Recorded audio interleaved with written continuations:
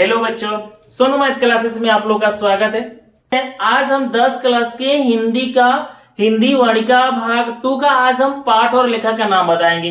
ठीक है, आप लोग अच्छा से तैयारी कीजिए, आप लोग अच्छे से याद रखिएगा, जो कि हम आज एग्जाम में आप लोग को 90% आप लोग को सॉल्व हो जाएगा इसी आप पाठ और लेखक के चलते। आप देखिए, ध्यान से देखिएगा। तो हमारा पहला पाठ है, एक है, ठीक है, और क्या कर देंगे कि पाठ का नाम लिखेंगे। तो पाठ दही वाली मागमा, लेखक का नाम है जी श्रीनिवास जी। पूरा नाम, श्रीनिवास जी का जो पूरा नाम है, ध्यान रखिएगा, जो मास्ती वेंकटेश अयंगार। ध्यान रखिएगा, इनका पूरा नाम है मास्ती वेंकटेश अयंगार, जो कि श्रीनिवास जी का पूरा नाम है। ठीक है, यह कहानी जो विद्या दही वाली मागमा जो है, जो किस विद्या से है, कहानी से है। दही वाली मागमा किस भाषा से है? भाषा जो है, जो भाषा है क्या है? कन्नड़ है। जो कन्नड़ भाषा में कहानियां से, याद रखिएगा, जो कन्नड़ है वह कहानियां से लिया गया है। इनका जन्म है 6 जून 1891 ईस्वी में। श्रीनिवास जी का जन्म कब हुआ था? 6 जून 1891 ईस्वी में इनका जन्म हुआ था। इनका जन्म स्थान है कर्नाटक में। जन्म स्थान कोलार, कर्नाटक में इनका जन्म हुआ था। दही वाला मागमा किस शहर से लिया गया है? शहर का बेंगलुरु। किस शहर से बात कर रही है? बेंगलोर से, जो कि वो दही बेंगलोर में बेचती है। ठीक है, का मुख्य पात्र मागमा है। मुख्य पात्र दही वाली मागमा का मुख्य पात्र है मागमा, जो दही बेचती थी। क्या बेचती थी? दही बेचती थी। तो इनका कितना पुत्र था मागमा का? 4 पुत्र।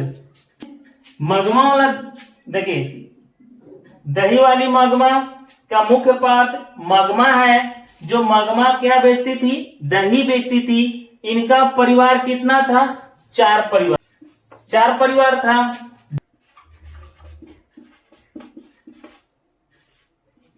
यह सम्मानित भी किए गए थे।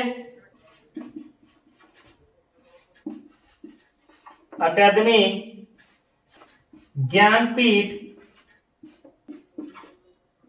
ज्ञानपीठ 60 ईस्वी में किया गया था। ध्यान रखिएगा, साहित्यकार का नाम है दही वाली मागमा, लेखक का नाम श्रीनिवास जी। जो दही वाली मागमा का लेखक का नाम है श्रीनिवास जी। तो इनका पूरा नाम, श्रीनिवास जी का जो पूरा नाम है मास्ती वेंकटेश अयंगार है। जो इनका विद्या है, ध्यान रखिए, इनका विद्या है कहानी। क्या? दही वाला मागमा क्या है?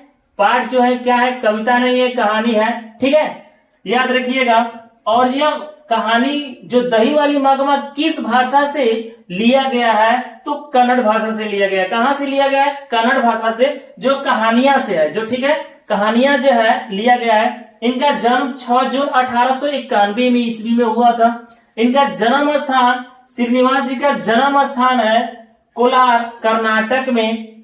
इनका शहर जो जो दही वाली मागमा है, जो दही बेचती थी, कहाँ बेचती थी? बंगलोर में बेचती थी। कहाँ बेचती थी? बंगलोर में जो बेचती है। इनका मुख्य पात्र जो है, दही वाली मागमा का मुख्य पात्र मागमा है जो दही बेचती थी। इनके परिवार 4 थे। कितना परिवार था? 4 जो परिवार था। और यह सम्मानित भी किए गए थे। श्रीनिवास जी साहित्य अकादमी ज्ञानपीठ पुरस्कार 1968 ईस्वी में इनको सम्मानित किया गया था पुरस्कार देकर। ठीक है, तो यह आप लोग एग्जाम में 90% आप लोग को हिंदी के जो 2 या 3 प्रश्न इसी पर दिया रहता है। ठीक है, तो आप लोग का वीडियो कैसा लगा? अच्छा लगा तो आप लोग अच्छे से तैयारी कीजिएगा। ठीक है, देखिए अब हम आप लोग को एक वार्तिका में जो हम बता दिए थे पाठ लेखक के नाम, उसी को हम अब क्वेश्चन ऑब्जेक्टिव में दे रहे हैं। हम आपको क्वेश्चन जब दे रहे हैं ऑब्जेक्टिव में, तो आप लोग क्वेश्चन बताना होगा। एग्जाम में जो VVI क्वेश्चन है, आप लोग को हम 10 को क्वेश्चन दे दिए हैं, आप लोग को बताना होगा। ठीक है, तो चलिए हम आपको पहला सवाल, दही वाली मागमा किस भाषा की कहानी है? तो आपको बताना होगा किस भाषा की कहानी है। मगही है, मगही नहीं है, मराठी भी नहीं है, राजस्थानी भी नहीं है, कौन है? कन्नड़। आपको कन्नड़ मानना होगा। ठीक है, तो कौन होगा आपका? कन्नड़ हो जाएगा। ठीक है, अब कह रहा है कि मागमा क्या बेचती थी? मागमा क्या बेचती थी? तो मागमा क्या बेचती थी? घी नहीं बेचती थी, दही बेचती थी, पनीर नहीं बेच रही, पनीर नहीं बेचती है, खोवा भी नहीं बेचती है, तो क्या बेचती है? दही बेचती है। क्या बेचती है? दही। हम इस पर टिक मार देंगे। ठीक है, ध्यान समझिएगा। तो अब दही वाली जो हमारा तीसरा प्रश्न है कि दही वाली मागमा मूलतः किस भाषा में लिखित है?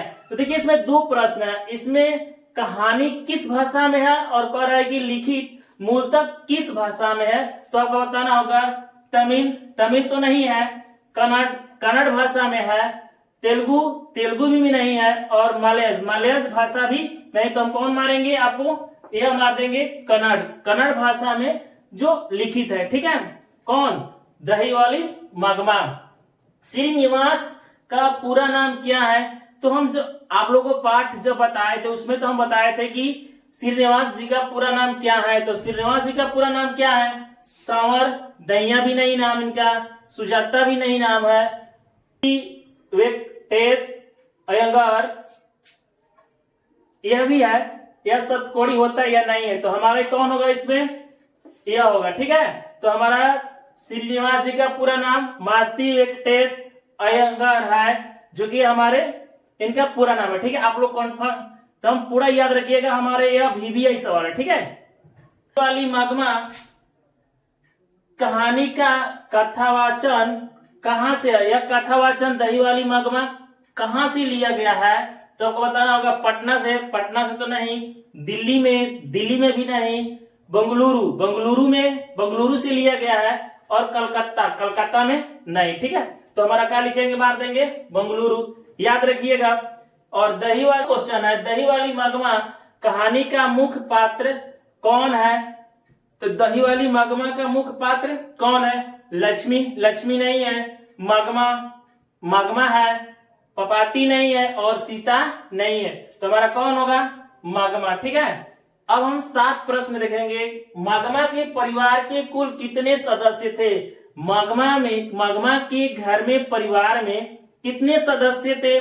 2 नहीं थे, 3 नहीं थे, 4। कितना था? 4, 5 नहीं था। ठीक है, दही वाली मागमा, अब जो हमारा 8 प्रश्न है, दही वाली मागमा कहानी किसे संदेश देती है? तो यह किसे संदेश देती है दही वाली मागमा? माताओं को नहीं, पुत्रियों को नहीं, बहुओं को, हाँ बहुओं को जो इसमें कहानी का संदेश दे रहा है, वो बहू के बारे में बता रही है। ठीक है, छात्रों को तो नहीं, बहुओं को। इस कहानी में जो बहुओं के बारे में बताया गया है। ठीक है, तो बहु होगा, कौन होगा? बहुओं के बहु। अब हमारा 9 प्रश्न है, दही वाली मागमा किस शहर में दही बेचा करती थी? बंगलुरु में। कहाँ बेचती थी? बंगलोर में बेचती थी। तो ये हमारा पहला ही प्रश्न सही हो गया। सूरत में नहीं बेचती है, हैदराबाद में नहीं बेचती है, और चेन्नई में भी नहीं बेचती है। ये हमारा 10वां प्रश्न है।